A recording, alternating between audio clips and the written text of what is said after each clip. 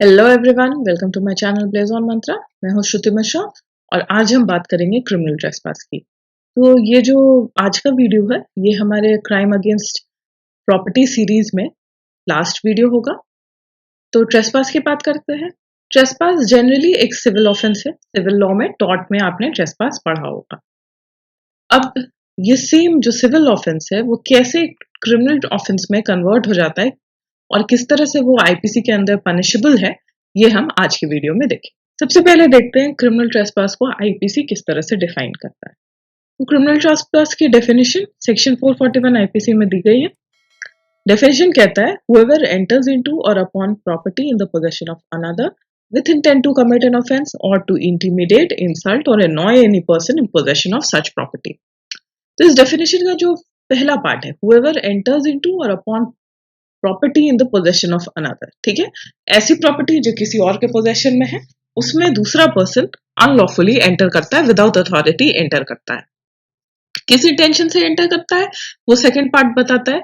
Second part कहता है with intent to commit an offence, किसी ऑफेंस को कमिट करने के लिए, या वो प्रॉपर्टी जिसके पोजेशन में है उस पर्सन को इंटिमिडेट करने के लिए, उसे इंसल्ट करने के लिए या उसे अनॉय करने, ठीक है। अब सेकंड पार्ट ऑफ डेफिनेशन को देखते हैं। Or having lawfully entered into or upon such property unlawfully remains there with intent thereby to intimidate, insult or annoy any such person or with intent to commit an offense is said to commit criminal trespass।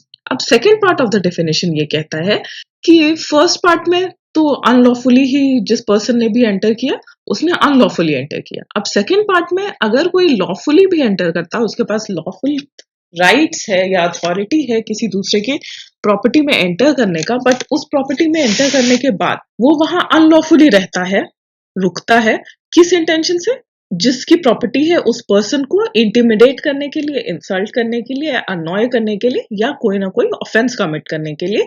तो इन दोनों situation को हम क्या कहेंगे, इसे हम criminal trespass define करते हैं। ठीक है, इजी सा डेफिनेशन है। अब बाकी इसके इलस्ट्रेशंस को देखेंगे। अब क्रिमिनल ट्रेसपास को और अच्छे से समझने के लिए इसके एग्जांपल्स को या इलस्ट्रेशंस को हम इसके एसेंशियल इंग्रेडिएंट्स के ही थ्रू समझते हैं। तो पहला एसेंशियल इंग्रेडिएंट क्या होना चाहिए आपके हिसाब से, आप खुद सोचो, किसी दूसरे की प्रॉपर्टी में एंटर करना। तो सबसे पहले ये डेफिनेशन का पहला पार्ट भी था, entry into another person's property. There must be an actual entry into the private property of another person by the defendant to commit the offense of criminal trespass। actual physical entry होनी चाहिए किसी के property में। No trespass can occur if there is no physical entry by the accused in the private property of another person। physical entry होनी चाहिए किसी के property में, private person की प्रॉपर्टी में, तभी वहां पर criminal trespass हो सकता है।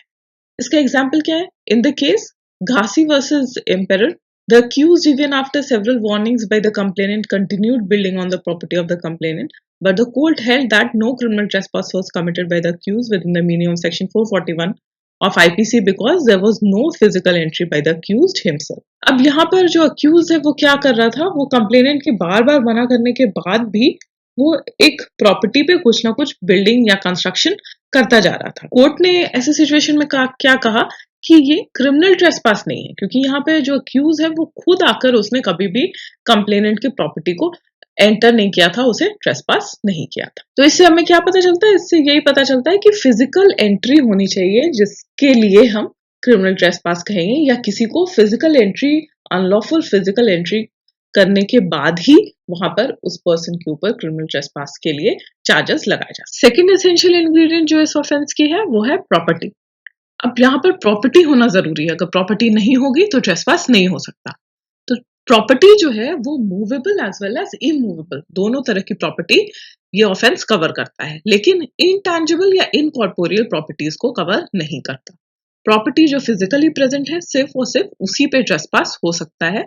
जो इनटैंजिबल है, जिसे आप छू कर नहीं देख सकते, जो फिजिकली प्रेजेंट नहीं है, उन तरह की प्रॉपर्टीज पर ट्रेसपास नहीं हो सकता। तो जो सारी प्रॉपर्टीज इंटेलेक्चुअल प्रॉपर्टी राइट्स में कवर होते हैं, उन सारी चीजों पे ट्रेसपास नहीं हो सकता। उस वहां पर ट्रेसपास का ऑफेंस आप मेकआउट नहीं कर सकते। अब ये रॉन्गफुल एंट्री या अनलॉफुल एंट्री किसी भी दूसरे पर्सन के व्हीकल पे हो सकता है और किसी भी मूवेबल प्रॉपर्टी पे हो सकता है, और वहां पे लाइबिलिटी वैसे ही होगी जैसे आप किसी के घर पे या उसके जमीन पर ट्रेसपास करते हो, wrongfully. यहाँ पर केस देखते हैं. In the case Dhananjay versus Provat Chandra Vishwas, the accused, after attacking on the complainant, took possession of his boat and drove away. The court held that the accused has committed the offence of criminal trespass according to section 441 of IPC. इस case में क्या हुआ था? Accused ने complainant पे attack करके जो boat complainant की पोजेशन में था उसे छीन लिया और उसे लेकर चला गया. तो यहाँ पर एक्चुअली अक्यूज ने क्या किया है? वो बोट पर आकर बैठा और बोट को जबरदस्ती लेकर चला गया. तो यहाँ पर ट्रेसपास है क्योंकि बोट जो है वो एक फिजिकल प्रॉपर्टी है, मूवेबल प्रॉपर्टी है. और यहाँ पर जो ट्रेसपास भी हुआ है वो फिजिकली हुआ है. फिजिकली जो अक्यूज है वो खुद आकर वो बोट पर बैठा है और वो बोट को लेकर गया है. तो यहाँ पर क्रिमिनल ट्रेसपास का ऑफेंस मेकआउट होता है. थर्ड एसेंशियल इंग्रेडिएंट है वो है पोजेशन ऑफ प्रॉपर्टी. प्रॉपर्टी का पोजेशन ये भी जरूरी है. The property in the question should be in possession of the plaintiff and not the trespasser or someone else. अब जो प्रॉपर्टी है जिस पर ट्रेसपास किया गया है वो जो कंप्लेंट कर रहा है कि मेरी प्रॉपर्टी पे ट्रेसपास हुआ है उसके ही पोजेशन में होना चाहिए. अब ओनरशिप और पोजेशन का क्या डिफरेंस है वो आप जूरिस्प्रूडेंस में देख सकते हो. और अगर आपको ओनरशिप पोजेशन में डिफरेंस क्लियर नहीं है या अगर आप उसके भी डिफरेंट एस्पेक्ट्स जानना चाहते हो तो आप कमेंट में बताओ, मैं उस पर अलग वीडियो बनाऊंगी आपके लिए. Mere possession of the property is sufficient to claim criminal trespass against a trespasser. Ownership of the property is not necessary by the victim. Property जिसकी है वो ओनर होता है, ठीक है, जिसके पास सारे राइट्स है प्रॉपर्टी से रिलेटेड वो ओनर होता है. बट एट दैट टाइम जब ऑफेंस हुआ था तब वो प्रॉपर्टी किसके हाथ में थी? वो उसका पोजेसर होता है. ठीक है, जैसे सिंपल एग्जांपल, आपने एक घर खरीदा, एक फ्लैट खरीदा, तो आप उसके ओनर हो. अब वो फ्लैट आपने किसी को रेंट पे दे दिया या लीज पे दे दिया, तो जो रेंटर है, टेनेंट है, वो पोजेसर होगा, या जो लेसी है जिसने लीज लिया है वो पोजेसर होगा. ठीक है, तो ओनरशिप की जरूरत नहीं है. जो रेंटर है उसके भी रहने पर कोई ट्रेसपास करता है प्रॉपर्टी में तो वो ट्रेसपास के लिए, क्रिमिनल ट्रेसपास के लिए किसी को भी अक्यूज कर सकता है, कंप्लेंट कर सकता है. तो यहाँ पर पोजेशन और ओनरशिप के डिफरेंस को आपको समझना होगा अच्छे से. It is not mandatory for the person having possession to be present at the time of the trespass. Absence of the possessor would also amount to trespassing. अब जरूरी नहीं है कि जो घर का रेंटर है वो जब ये पर्सन ट्रेसपास कर रहा था उस टाइम पर घर में एक्चुअली फिजिकली प्रेजेंट हो, बट वो घर उसके पोजेशन में है, उसने रेंट पे लिया है, ये लीगल स्टैब्लिशमेंट ही काफी है. तो प्रॉपर्टी होनी चाहिए. प्रॉपर्टी किसके पोजेशन में है वो इंपॉर्टेंट क्वेश्चन है. ओनरशिप किसका है वो यहाँ पर क्रिमिनल ट्रेसपास को स्टैब्लिश करने के लिए मैटर नहीं करता. अब किसी भी क्रिमिनल ऑफेंस को स्टैब्लिश करने के लिए जो सबसे इंपॉर्टेंट इंग्रेडिएंट होता है वो होता है इंटेंशन. तो यहाँ पर भी इंटेंशन जरूरी है, ये हमने डेफिनेशन में ही देखा था. There must be an intention to commit an offence और टू इंटिमिडेट, इंसल्ट और annoy the person who is in possession of the property. It is proved that the intention of the defendant was not to do so, it would not amount to criminal trespass. अब कोई आपकी property पे trespass करता है, ठीक है, उसे authority नहीं थी, आपने उसे इनवाइट नहीं किया था, वो किसी भी तरह से किसी लीगल मैंडेट के अंदर नहीं है कि आपके प्रॉपर्टी पर वो आ सकता है, बट फिर भी कोई पर्सन आता है, आपकी प्रॉपर्टी में घुस जाता है, बट उसका इंटेंशन नहीं था कुछ भी रॉन्ग कमिट करने का, आपको परेशान करने का, आपको इंसल्ट करने का, या फिर आपके घर में किसी भी तरह से कोई ऑफेंस कमिट करने का उसका कोई इंटेंशन नहीं था, वो शायद मिस्टेक ऑफ फैक्ट के अंदर आपके प्रॉपर्टी पर आ जाता है, तो वो क्रिमिनल ट्रेसपास नहीं होगा. इलस्ट्रेशन के लिए केस लॉ देखते हैं. In Nishikant Das versus State of Assam, the court held that a mere entry upon someone else's land will not amount to criminal trespass with the intention set forth in section 441. तो यही जो मैंने आपको अभी बताया कि कोई simply किसी के लैंड पर चला जाता है या फिर अननोइंगली चला जाता है, वहां पे उसको कोई इंटेंशन नहीं है किसी को इंटिमिडेट करने का, ऑफेंस कमिट करने का, इंसल्ट करने का, तो वहां पर क्रिमिनल ट्रेसपास स्टैब्लिश नहीं होता. सेकेंड केस लॉ है.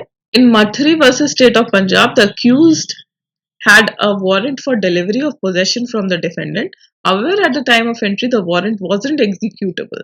But the Supreme Court held that the intentions of the accused were only to execute the warrant. Therefore, no criminal trespass was committed by the accused.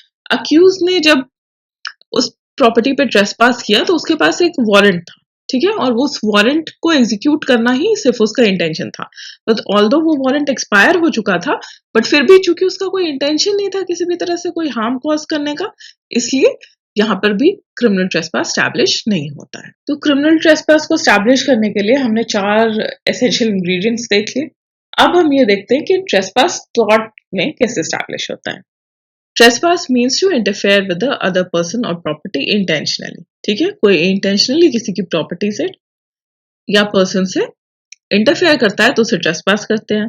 Intentions are the essential component of trespass.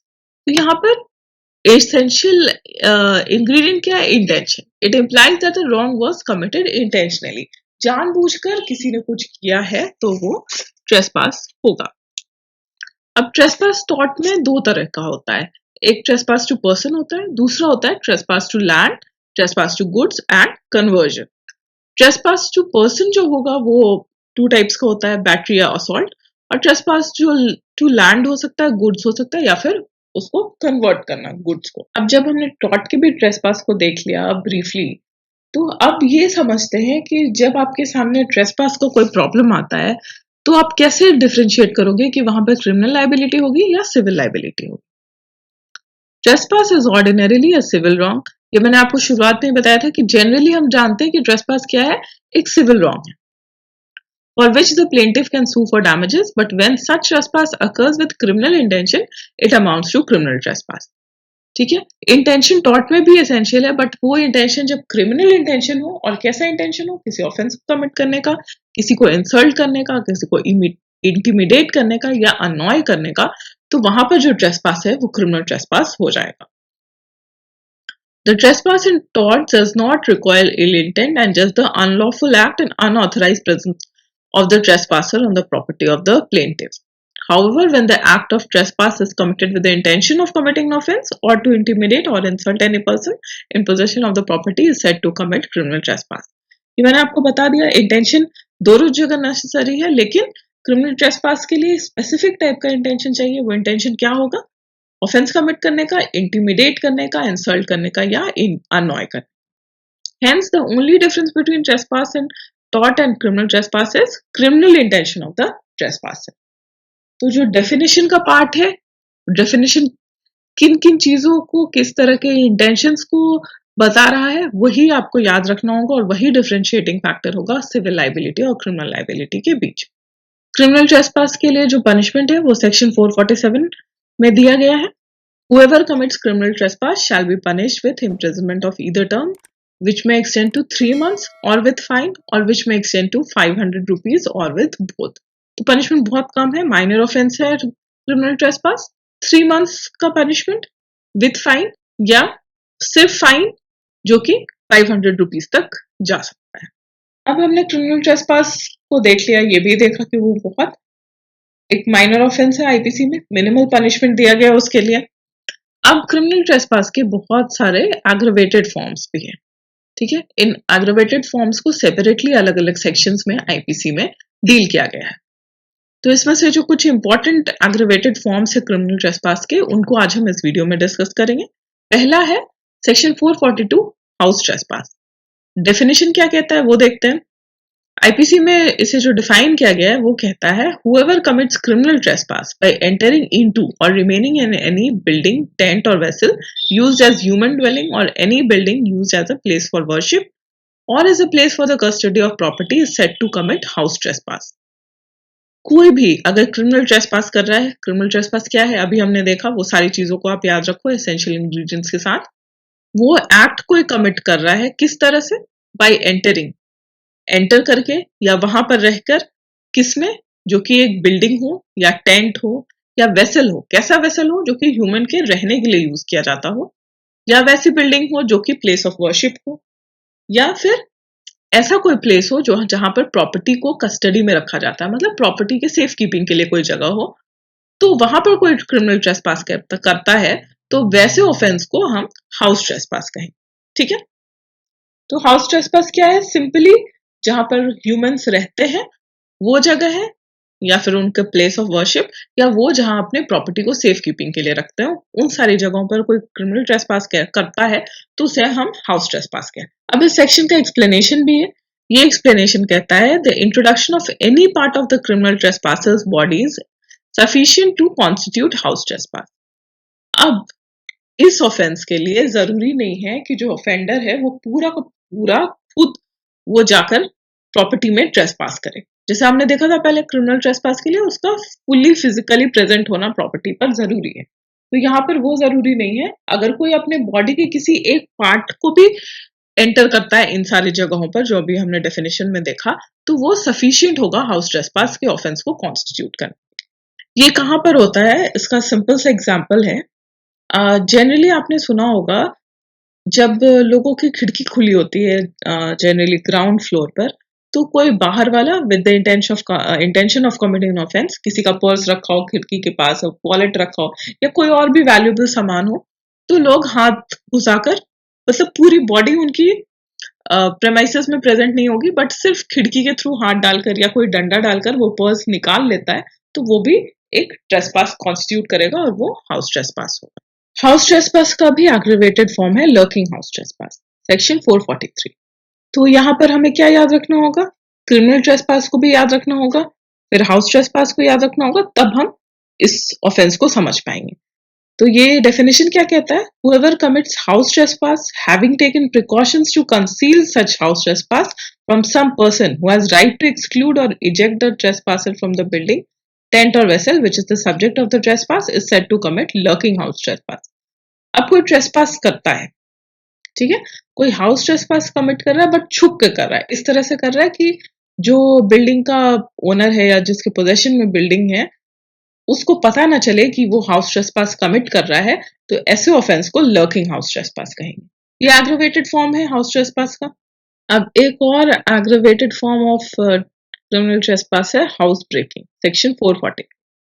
A person is said to commit house breaking who commits house trespass if he effects his entrance into the house or any part of it in any of the 6 ways hereinafter described, or if being in the house or any part of it for the purpose of committing an offense or having committed an offense therein, he quits the house or any part of it in any of 6 ways, तो उसे हम house breaking कहेंगे। ठीक है, अब किन किन situations में हाउस ब्रेकिंग होगा, वो 6 सिचुएशंस इस सेक्शन में ही दिए गए हैं। तो यहाँ पे हाउस ब्रेकिंग कमिट हो रहा है, बट इस तरह से हो रहा है जैसा कि इन 6 जो वेज अभी हम देखेंगे उनमें दिए गए हैं। पहला वे है if he enters or quits through a passage by himself or by any abettor of the house trespass in order to the committing of the house trespass। पहला कहता है सिचुएशन कि अगर जो ऑफेंडर है वो खुद एंटर कर रहा है या हाउस से बाहर निकल रहा है किसी पैसेज के थ्रू, खुद से या किसी एबेटर के हेल्प से। Secondly, if he enters or quits through any passage not intended by any person other than himself or an abettor of the offense for human entrance, or through any passage to which he has obtained access by scaling or climbing over any wall or building। अब secondly में जो offender है वो किस तरह से house में घुसा है, ऐसे किसी पैसेज से घुसा है जो कि जनरली ह्यूमन के आने जाने के लिए यूज नहीं किया जाता। जैसे लोग पाइप पे चढ़कर किसी के हाउस में घुसते हैं, या किसी वॉल को कूदकर किसी के घर में घुसते हैं, या जैसे फिल्मों में आप देखते हैं एसी डक्ट के थ्रू, ड्रेनेज सिस्टम के थ्रू लोग दूसरे के घरों में घुसते हैं। तो ये सब हाउस ब्रेकिंग का फॉर्म्स है। Thirdly, if lie enters or quits any passage which he or any abettor of the house trespass has opened in order to the committing of the house trespass by any means by which that passage was not intended by the occupier of the house to be opened। अब किसी भी तरह से जो offender है वो घर के अंदर घुसता है या ऑफेंस कमिट करने के बाद बाहर निकलता है खुद या अपने अबेटर के हेल्प से, किसी ऐसे पैसेज को ओपन करके जो कि उस तरह से ओपन करने का इंटेंशन हाउस के ओनर या पोजेसर का नहीं था। जैसे मैंने आपको अभी जो ड्रेनेज और एसी डक्ट की बात बताई, ठीक है, एसी डक्ट जो होता है वो लोगों के आने जाने के लिए तो हम जनरली यूज नहीं करते, बट अगर कोई आपके घर में चोरी करने के इंटेंशन से या किसी ऑफेंस को कमिट करने के इंटेंशन से उसे या वहां पर अगर कोई लॉक लगा हुआ है, ड्रेनेज सिस्टम का जो मैनहोल का कवर होता है उसे उसके लॉक को तोड़कर अगर घुसता है तो ये थर्डली में कवर हो। फोर्थली, इफ ही एंटर्स और quits by opening any lock in order to the committing of the house trespass or in order to the quitting of the house after a house trespass। Fourthly में किसी ताले को तोड़कर घुसने की कोशिश करता है। जनरली घर का जो डोर का लॉक होता है, लोग उसको तोड़कर घर के अंदर घुसने की कोशिश करते हैं किसी ऑफेंस को कमिट करने के। Fifthly, if he affects his entrance or departure by using criminal force or committing an assault or by threatening any person with assault. कैसे एंटर कर रहा है फिफ्थली में किसी के ऊपर क्रिमिनल फोर्स या असॉल्ट कॉज करके।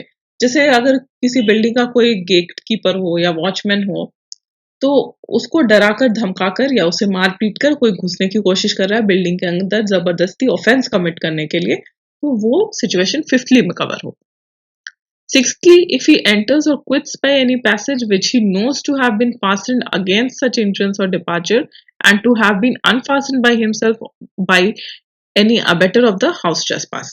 अब कोई एक ऐसा रास्ता जहां से ऑफेंडर आने या जाने की कोशिश कर रहा है जो कि बंद किया गया हो, ठीक है, और वो जनरली ह्यूमन के यूज के लिए नहीं खोला जाता है, और उस रास्ते को या उस दरवाजे को खोलकर भी कोई किसी की बिल्डिंग में या घर में घुस रहा हो, तो वहां पर सिक्सली जो सिचुएशन दिया गया है वो अप्लाई होगा। अब एक एक्सप्लेनेशन भी है इस सेक्शन में।